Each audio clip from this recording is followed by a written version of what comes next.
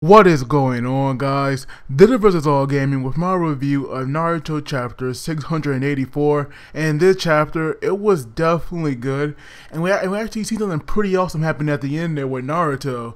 And so that right there was surprising, but I definitely know that there is no way he's dead. But I do wonder what exactly happened, because that right there couldn't have been a clone. Like it had to be the real Naruto, unless I like missed something here.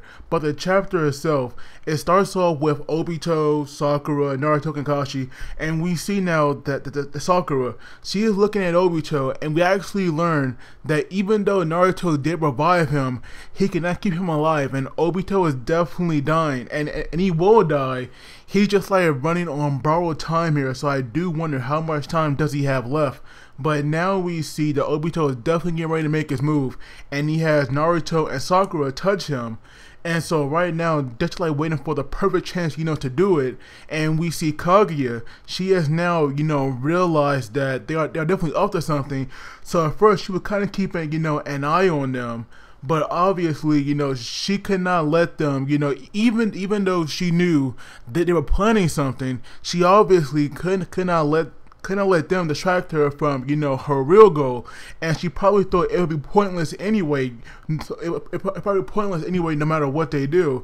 And so she actually charged into Naruto, and we see now that they're all, ready to make their move. And we see Naruto himself. We see now that he definitely knows that he can't attack her with some like huge, like jutsu, like his Rasengan.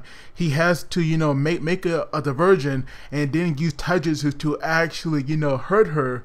And so right now we see that oh, and this right here was actually, the first time that we saw Kaguya talking in a while. So even though it was seeming like Black Zetsu had been kind of like controlling her, at least we know that Kaguya, she will talk and she will step in when she has to. And Naruto, Naruto was saying that he can even send Sasuke's chakra out there. So I do wonder, like how exactly do these dimensions work if Naruto can like still send Sasuke, even though he's in a completely different dimension. And so right now we have Kaguya saying that this here is my domain and there's nothing he can do. But now we have Naruto using who I believe is the it's the five tail, because this tail beast was actually going to push Naruto chakra up to a boiling point, and that right there will like greatly improve his strength. And we see that he was easily able to like break out of the ice right there, and he actually like was able to force Kaguya back when they were like clashing their fists, and that right there was like definitely impressive. So even after that, we have Kurama here who used his chakra to refine Naruto's, and he just made like 1,000,000 clones pretty much, because you just see Kaguya now in this hole, but on the outside of that you just see like Naruto clones everywhere, and that right there was awesome. But they're all pretty much charging it, and of course Kaguya here like it's taking them all out. But we see Naruto is definitely not giving up, and he actually kind of advanced a new jutsu, but pretty much improving on an old one. It's his Uzumaki, what the full name? It's his Uzumaki Naruto dimension filling combo, and that name right there, it is definitely hilarious. But it did work, because not only what was he able to push Kaguya back, but he also made her open a portal to a different dimension, because we had Naruto jumping in there, and we also have Obito teleporting in there as well. So even though Kaguya thought that she was going to get away, we have Naruto actually like following her, and so that was awesome.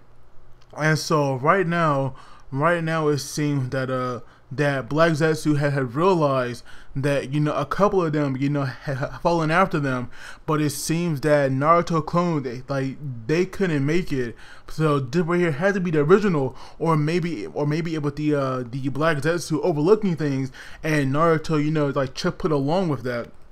And so right now the Black Zetsu, he had realized that right now Naruto is definitely too big of a threat, so he had wanted to kill him.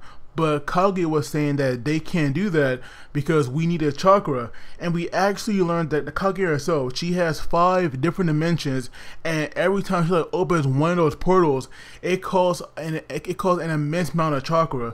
So that right there is like the one downside of that. It just consumes too much chakra to make all these dimensions, and especially to like travel to them.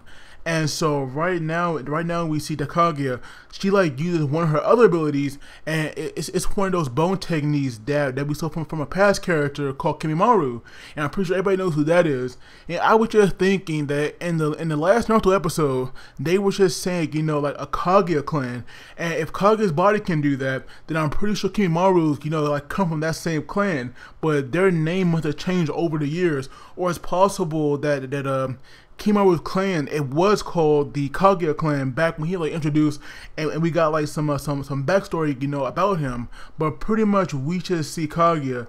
She prepared this attack, and we see now that she opens, you know, like a portal behind Naruto, and we see now that the attack that she used, it is called Suicide Ash Bones.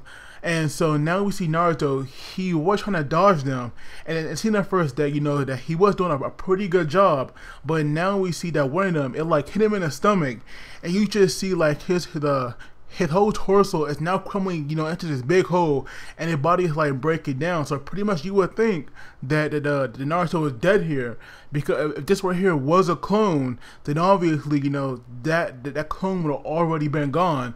And so now we have Kaguya leaving as she went back to, you know, to her ice dimension, while we have Obito and Sakura, they had now appeared to where, you know, where we saw Naruto get taken out at.